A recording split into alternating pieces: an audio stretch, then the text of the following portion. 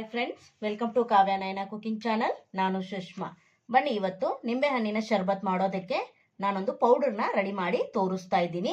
ಯಾವಾಗಲೂ ಶರ್ಬತ್ ಕುಡಿಬೇಕಂದ್ರೆ ನಿಂಬೆಹಣ್ಣು ಹಿಂಡಿ ಸಕ್ಕರೆ ಹಾಕಿ ಹಾಗೆ ಪುದೀನ ತಗೊಂಬಂದು ಅದನ್ನ ಹಾಕಿ ಎಲ್ಲ ಹಾಕಿ ಮಾಡಿ ಕುಡಿಯೋಷ್ಟೊತ್ತಿಗೆ ನಮಗೆ ಸಾಕಪ್ಪ ಸಾಕು ಅನಿಸ್ಬಿಡುತ್ತೆ. ದಿಢೀರನೆ ಮನೆಯಲ್ಲಿ ನಿಂಬೆ ಹಣ್ಣಿನ ಪೌಡರ್ ಇದ್ಬಿಟ್ರೆ ನಾವು ಹೊರಗಡೆಯಿಂದ ಬಂದ ತಕ್ಷಣ ತಂಪಾಗಿ ಏನಾದರೂ ತಿನ್ಬೇಕು ಕುಡಿಬೇಕು ಅನಿಸಿದಾಗ ಈ ಪೌಡರ್ ಒಂದು ಇದ್ಬಿಟ್ರೆ ಒಂದು ಗ್ಲಾಸ್ ನೀರಿಗೆ ಈ ಪೌಡರ್ನ ಹಾಕಿ ಕುಡಿಯೋದ್ರಿಂದ ಅವಾಗ ನಾವು ಸ್ವಲ್ಪ ರಿಲ್ಯಾಕ್ಸ್ ಆಗ್ತೀವಿ ಅಲ್ವಾ.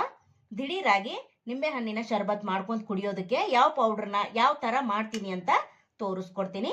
ಬನ್ನಿ ಫ್ರೆಂಡ್ಸ್, ನೋಡಿ ನಾನೊಂದು ಪ್ಲೇಟಿಗೆ ನಾನಿಲ್ಲಿ ಒಂದು 8 ನಿಂಬೆ ಹಣ್ಣನ್ನ ತಗೊಂಡಿದ್ದೀನಿ.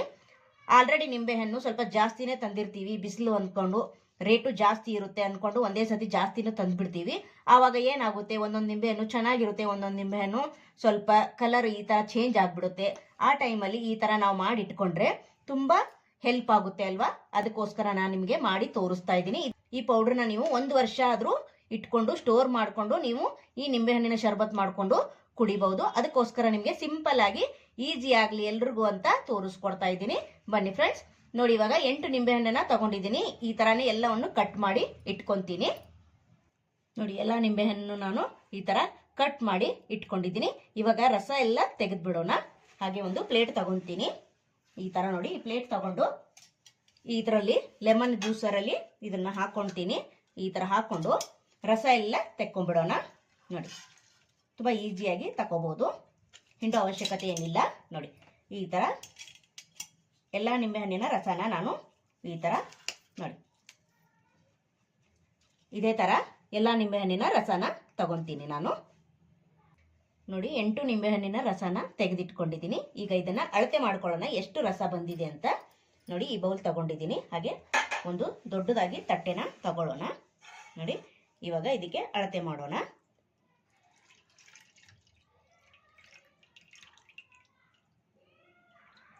ನೋಡಿ ಅರ್ಧ ಕಪ್ ಆಗೋಷ್ಟು ನನಗೆ ನಿಂಬೆಹಣ್ಣಿನ ರಸ ಸಿಕ್ಕಿದೆ, ನೋಡ್ತಾ ಇದ್ದೀರಾ. ಇವಾಗ ಈ ತಟ್ಟೆಗೆನೆ ಹಾಕೊಂತೀನಿ. ಅಗಲವಾಗಿರೋ ತಟ್ಟೆನೆ ತಗೊಳ್ಳಿ.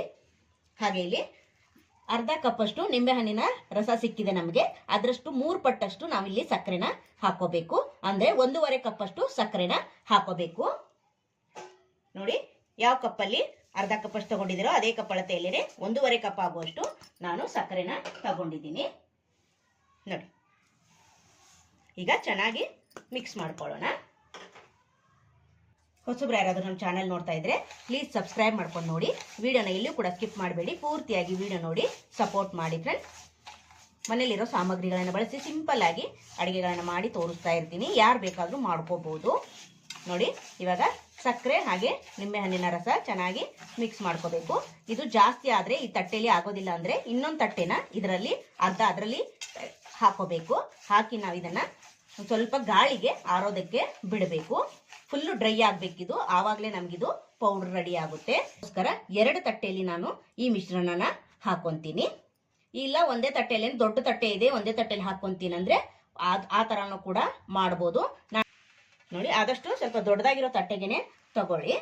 ಇವಾಗ ನೋಡಿ ಇದನ್ನೇನೆ ಇದರಲ್ಲಿ ಸ್ವಲ್ಪ ಹಾಕೊಂತೀನಿ.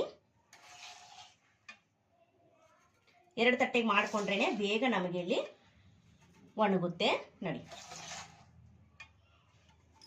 ಈ ಥರ ಹಾಕ್ಕೊಂಡು ತೆಳ್ಳಗೆನೆ ನಾವು ಈ ಥರ ಮಾಡ್ಕೋಬೇಕು, ಅಂದ್ರೇನೆ ಬೇಗ ನಮಗೆ ಒಣಗುತ್ತೆ. ನೋಡಿ ನಾನು 2 ತಟ್ಟೆಗೆ ಹಾಕೊಂಡಿದ್ದೀನಿ. ತೆಳುವಾಗಿ ಹಾಕೊಳ್ಳಿ. ಆದಷ್ಟು ಇನ್ನೊಂದು 2 ತಟ್ಟೆಗೆ ಹಾಕೋದ್ರೂ ಕೂಡ ನಡೆಯುತ್ತೆ. ಒಟ್ಟಿನಲ್ಲಿ ತೆಳ್ಳಗೆ ಹಾಕಿರ್ಬೇಕು. ಒಳಗಡೆ ಫ್ಯಾನ್ ಗಾಳಿಗೆನೆ ನಾವು ಇದನ್ನ ಆರಿಸ್ಬೇಕು. ನಾನು ನಾಳೆ ನಿಮ್ಗೆ ತೋರಿಸ್ಕೊಡ್ತೀನಿ ಎಷ್ಟು ಆರಿದೆ ಅಂತ. ಒಟ್ಟಾಗಿ ನಾವು ಇದನ್ನ 3 ದಿನ ಚೆನ್ನಾಗಿ ಫ್ಯಾನ್ ಗಾಳಿಗೆನೆ ಒಣಗಿಸ್ಕೋಬೇಕು. ನಾನು ನಾಳೆ ನಿಮ್ಗೆ ಯಾವ ತರ ಒಣಗಿದೆ ಅಂತ ತೋರಿಸ್ಕೊಡ್ತೀನಿ. ನೋಡಿ ಇವಾಗ 2 ತಟ್ಟೆ ಚೆನ್ನಾಗಿ ಒಣಗಿದೆ, ಫುಲ್ಲು ನೋಡಿ ಚೆನ್ನಾಗಿ ಡ್ರೈ ಆಗಿದೆ. ನಾನು 3 ದಿನ ಇಟ್ಕೊಂಡಿದ್ದೆ ಫ್ರೆಂಡ್ಸ್. ನಿಮಗೆ 2ನೇ ದಿನಕ್ಕೆ ನಾನು ತೋರಿಸ್ತೀನಿ ಅಂತ ಹೇಳಿದ್ದೆ, ನೆನ್ನೆ ತೋರ್ಸಕ್ಕಾಗಿಲ್ಲ. ಇವತ್ತು 3 ದಿನ ಆಗಿದೆ, 3 ದಿನಕ್ಕೆ ನಾನು ತೋರಿಸ್ಕೊಡ್ತಾ ಇದ್ದೀನಿ. ನೋಡಿ 2 ತಟ್ಟೆಯಲ್ಲಿ ಚೆನ್ನಾಗಿ ಡ್ರೈ ಆಗಿದೆ. ನೋಡಿ ನಾನು ಯಾವುದೇ ಕಾರಣಕ್ಕೂ ಬಿಸಿಲಿಗಿಟ್ಟಿಲ್ಲ, ಮನೆಯಲ್ಲೇನೆ ಫ್ಯಾನ್ ಗಾಳಿಗೆನೆ 3 ದಿನ ಚೆನ್ನಾಗಿ ಒಣಗಿಸ್ಕೊಂಡಿರೋದು. ಇವಾಗ ಒಂದು ಸ್ಪೂನಿನ ಸಹಾಯದಿಂದ ಈ ಸಕ್ಕರೆನೆಲ್ಲ ನಾವು ಬಿಡಿಸ್ಕೋಬೇಕು. ನೋಡಿ ಈ ತರ ಬಿಡಿಸ್ಕೋಬೇಕಾಗುತ್ತೆ. ನೋಡಿ ಈ ತರ ತಟ್ಟೆ ಎಲ್ಲ ಫುಲ್ಲು ಬಿಡಿಸ್ಕೊಂತೀನಿ. ನೋಡಿ ತುಂಬಾ ಈಸಿಯಾಗಿ ಬಿಡುತ್ತೆ. ನೋಡಿ ನೋಡ್ತಾ ಇದ್ದೀರಾ ನೋಡಿ. ಕರೆಕ್ಟಾಗಿ ನಾವಿಲ್ಲಿ 3 ದಿವಸ ಇದನ್ನು ಆರೋದಕ್ಕೆ ಬಿಟ್ಟರೆ ನಮಗಿಲ್ಲಿ ನಿಂಬೆಹಣ್ಣಿನ ಶರಬತ್ ಪೌಡ್ರು ರೆಡಿ ಆಗುತ್ತೆ. ಪ್ರಿಮಿಕ್ಸ್ ಅಂತ ಹೇಳ್ತಾರೆ ನೋಡಿ, ಆ ಥರ ನಾನಿಲ್ಲಿ ನಿಮಗೆ ಮಾಡಿ ತೋರಿಸ್ತಾ ಇರೋದು. ನೋಡಿ ಎಷ್ಟು ಈಸಿಯಾಗಿ ಓಪನ್ ಆಗ್ತಾ ಇದೆ ನೋಡಿ. ನೋಡಿ ಸೂಪರ್ ಅಲ್ವಾ? ನೋಡಿ ಇವಾಗ ಇನ್ನೊಂದು ಸ್ವಲ್ಪ ಹಸಿ ಹಸಿ ಅನ್ನಿಸ್ತಾ ಇದೆ. ಇವಾಗ ಇನ್ನೊಂದು ಸ್ವಲ್ಪ ಹೊತ್ತು ಬಿಡೋಣ. ಅಂದರೆ ಈ ಥರ ಎಲ್ಲವನ್ನು ತಟ್ಟೆಯಿಂದ ರಿಮೂವ್ ಮಾಡಿದ ಮೇಲೆ ಸ್ವಲ್ಪ ಹೊತ್ತು ಬಿಡಬೇಕು. ಇದೇನು ಕೆಳಗಡೆ ನೀರಿನ ಅಂಶ ಏನಿದೆಯಲ್ಲ ಸಕ್ಕರೆದು, ಅದು ಸ್ವಲ್ಪ ಡ್ರೈ ಆಗಬೇಕು. ಡ್ರೈ ಆದಮೇಲೆ ನಾವು ಇದನ್ನು ಮಿಕ್ಸಿಗೆ ಹಾಕಿ ಪುಡಿ ಮಾಡ್ಕೊಳಕ್ಕೆ ಸಾಧ್ಯ ಆಗೋದು. ನೋಡಿ ಎಷ್ಟು ಈಸಿಯಾಗಿ ಬಿಡ್ತಲ್ವಾ? ಇವಾಗ ಈ ತಟ್ಟೆಯಲ್ಲೂ ಕೂಡ ಅಷ್ಟೇ ಇದೇ ಥರನೇ ನಾನು ಓಪನ್ ಮಾಡ್ಕೊತೀನಿ. ಎಲ್ಲವನ್ನು ನಿಧಾನಕ್ಕೆ ಒಂದು ಸ್ಪೂನ್ ಸಹಾಯದಿಂದ ಮಾಡ್ಕೊಳ್ಳಿ. ನೋಡಿ ತುಂಬ ಚೆನ್ನಾಗಿ ಗಟ್ಟಿಯಾಗಿ ಒಣಗಿರುತ್ತೆ. ನೋಡಿ ನೋಡಿ ಎಷ್ಟು ಈಸಿ ಅಲ್ವಾ ಬಿಡಿಸ್ಕೊಳ್ಳೋದು. ನೋಡಿ ಸೂಪರ್. ನೋಡಿ ಇದೇ ಥರ ಎಲ್ಲ ತಟ್ಟೆಯಲ್ಲೂ ಬಿಡಿಸ್ಕೊತೀನಿ. ಇನ್ನು ಯಾರೆಲ್ಲ ನನ್ನ ಚಾನಲ್ಗೆ ಸಬ್ಸ್ಕ್ರೈಬ್ ಮಾಡ್ಕೊಂಡಿಲ್ಲ ಪ್ಲೀಸ್ ಹೋಗಿ ಸಬ್ಸ್ಕ್ರೈಬ್ ಮಾಡ್ಕೊಳ್ಳಿ. ಬೆಲ್ ಐಕನ್ನ ಪ್ರೆಸ್ ಮಾಡಿ ಆಲ್ ಅನ್ನೋ ನೋಟಿಫಿಕೇಶನ್ನ ಸೆಲೆಕ್ಟ್ ಮಾಡಿಕೊಂಡ್ರೆ ನಾನು ಹಾಕೋ ವಿಡಿಯೋ ಎಲ್ಲ ಮೊದಲು ನಿಮಗೆ ಬರ್ತದೆ ಫ್ರೆಂಡ್ಸ್. ಆಗ ಎಲ್ರಿಗಿಂತ ಮುಂಚೆ ನೀವೇ ನೋಡ್ಬೋದು. ನೋಡಿ ಎಲ್ಲವನ್ನು ರಿಮೂವ್ ಮಾಡ್ಕೊಂಡಿದ್ದೀನಿ ತಟ್ಟೆಯಿಂದ. ನೋಡಿ ಸ್ವಲ್ಪ ಕೂಡ ಅಂಟಿಲ್ಲ. ಇವಾಗ ಏನು ಮಾಡಬೇಕಪ್ಪ ಅಂದರೆ ಇದನ್ನು ನಾನು ಸಂಜೆವರೆಗೂ ಹೀಗೆ ಬಿಡ್ತೀನಿ. ಇಲ್ಲೇನು ಕೆಳಗಡೆ ನಮಗೆ ಸಕ್ಕರೆದು ನೀರಿನ ಅಂಶ ಏನು ಕಾಣಿಸ್ತಾ ಇದೆಯಲ್ಲ ಅದು ಫುಲ್ಲು ಡ್ರೈ ಆಗಬೇಕಿನ್ನ. ನೋಡ್ತಾ ಇದ್ದೀರಾ? ಇವಾಗ ಈ ಥರ ಮಾಡಿದಾದ್ಮೇಲೂ ಕೂಡ ಒಂದು ಸ್ವಲ್ಪ ಹೊತ್ತು ಬಿಡೋಣ. ಫುಲ್ಲು ಗಟ್ಟಿಯಾಗಿದೆ ಅಲ್ವಾ?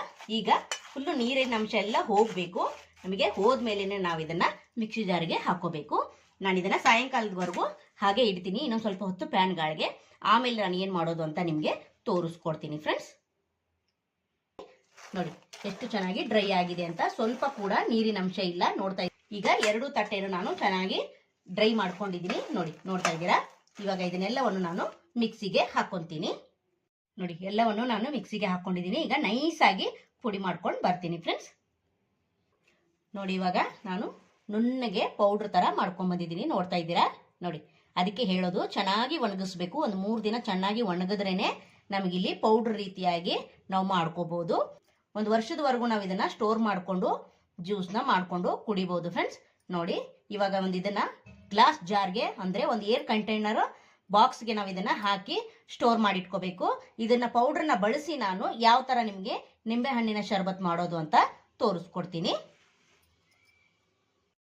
ನೋಡಿ ನಾನು ಸಕ್ಕರೆನ ಎಲ್ಲ ಒಣಗಿಸಿ ಪುಡಿ ಮಾಡಿದ್ನ ಆವಾಗಲೇ ತೋರಿಸಿದ್ನಲ್ಲ, ನಾನು ಒಂದು ಗ್ಲಾಸ್ ಜಾರ್ಗೆ ಹಾಕಿ ಇಟ್ಕೊಂಡಿದ್ದೀನಿ. ನಾನು ಸ್ಟೋರ್ ಮಾಡ್ಕೊತೀನಿ. ಯಾವಾಗ ನನಗೆ ಶರಬತ್ ಕುಡಿಬೇಕನ್ಸುತ್ತೋ ಆವಾಗ ನಾನು ಈ ನಿಂಬೆಹಣ್ಣಿನ ಶರಬತ್ನ ಮಾಡಿಕೊಂಡು ಕುಡಿತೀನಿ. ನೋಡಿ ನಾನಿಲ್ಲಿ ಇಷ್ಟನ್ನು ಹಾಕಿ ಇಟ್ಕೊಂಡಿದ್ದೀನಿ. ಎಕ್ಸ್ಟ್ರಾ ಉಳಿದಿರೋದು ಬೌಲಲ್ಲಿ ಕೂಡ ಇಟ್ಕೊಂಡಿದ್ದೀನಿ. ನೋಡಿ ಎಷ್ಟು ನೈಸ್ ಆಗಿ ಪೌಡ್ರ್ ರೆಡಿ ಆಗಿದೆ ಅಂತ ನೋಡ್ತಾ ಇದ್ದೀರಾ?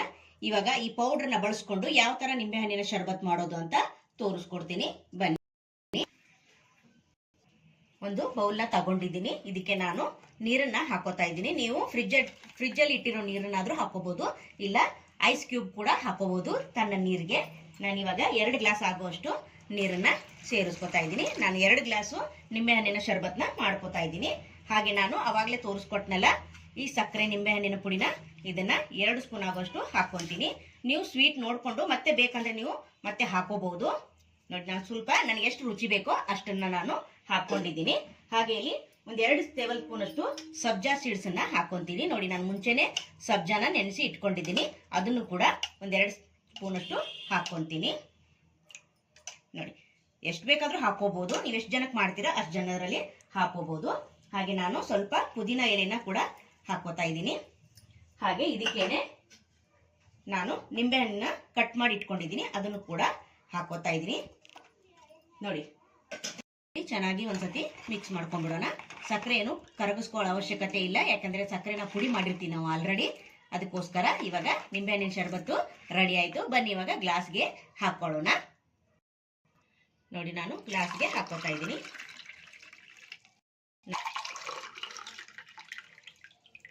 ಸೂಪರ್ ಅಲ್ವಾ? ಕೋಲ್ಡ್ ಆಗಿ ಏನಾದರೂ ಕುಡಿಬೇಕಂದಾಗ ತಕ್ಷಣಕ್ಕೆ ನೀವು ಮಾಡ್ಕೊಂಡು ಕುಡಿಬಹುದು ಫ್ರೆಂಡ್ಸ್. ನೋಡಿ ಸೂಪರ್ ಅಲ್ವಾ? ಬೇಕಂದ್ರೆ ನೀವು ಐಸ್ ಕ್ಯೂಬ್ ಕೂಡ ಹಾಕೋಬಹುದು. ನೋಡಿ ಸೂಪರ್. ಗಾರ್ಲಿಷ್ಗೆ ನಾನು ಪುದೀನ ಎಲೆನ ಹಾಕೋತಾ ಇದ್ದೀನಿ ಮೇಲೆ. ನೋಡಿ ಸೂಪರ್ ಆಗಿರೋ ನಿಂಬೆಹಣ್ಣಿನ ಶರಬತ್ತು ರೆಡಿ ಆಯಿತು ಫ್ರೆಂಡ್ಸ್. ನೀವು ಬೇಕಂದ್ರೆ ಜಾಸ್ತಿ ಕೂಡ ಮಾಡ್ಕೋಬಹುದು. ಜಾಸ್ತಿ ಸ್ವೀಟ್ ಬೇಕಂದ್ರೆ ಇನ್ನೂ ಸ್ವಲ್ಪ ಸಕ್ಕರೆ ಪುಡಿನ ಹಾಕೊಂಡು ಕುಡಿಬಹುದು.